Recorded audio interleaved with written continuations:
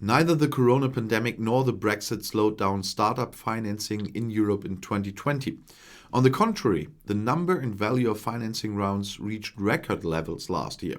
The number of financing rounds rose to almost 6,700, an increase of 58% compared to the previous year. The financing volume jumped 17% to around 36.5 billion euros. In the second half of the year, the financing volume increased again significantly and reached 21.2 billion euros, the highest figure for half a year. The three largest startup financings in 2020 also fell within this period. The Italian provider of mobility services, the Telepass Group, collected just under 1.1 billion euros in October. The British insurance startup Inigo received more than 700 billion euros in November, and the battery manufacturer Northvolt from Sweden received 526 million euros. Great Britain in particular has driven the European startup market. Despite the Brexit that was finally completed at the end of 2020, the number of financing rounds more than doubled to 2,113.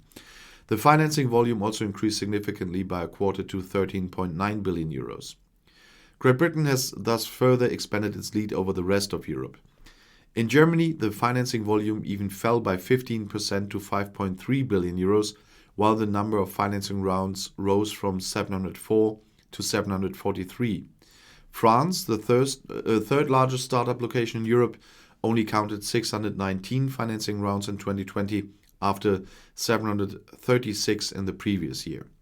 In return, the volume increased by 3.4% to 5.2 billion euros.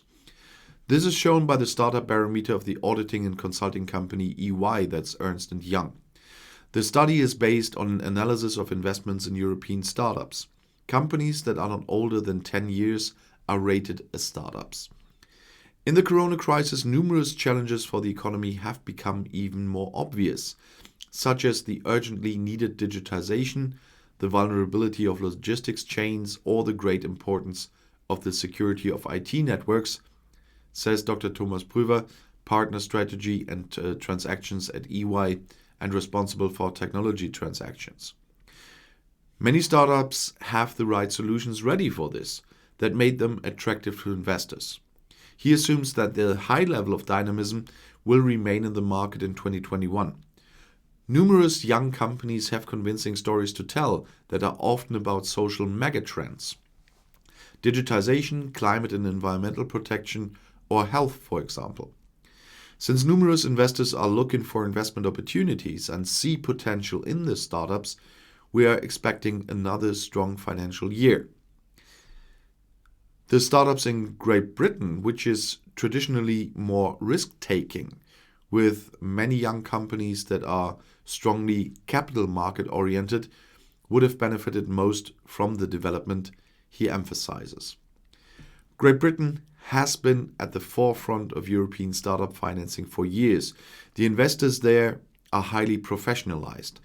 Now, in the corona crisis, many of them saw a good investment opportunity in innovative, digitally positioned startups and invested in particular in the fintech, e-commerce, and green energy sectors. As a consequence, London stands out from the rest as Europe's startup capital. In the English metropolis, 1,370 deals were counted last year. That is more than in Germany and France as a whole. Paris with 351 deals and Berlin with 313 deals follow well behind in the city ranking.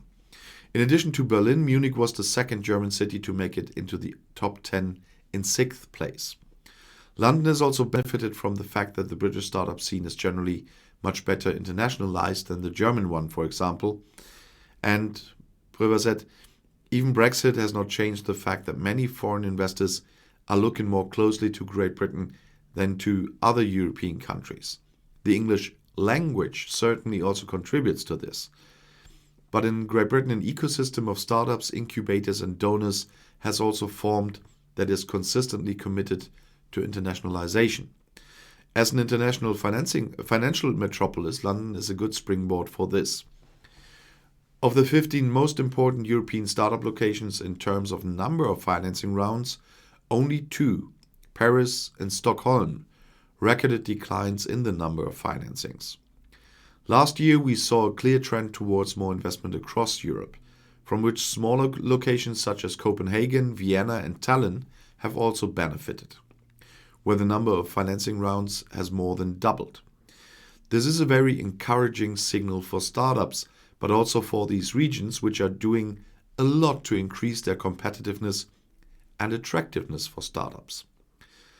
The dominance of the three top locations, London, Paris, and Berlin, will remain, however, he emphasizes.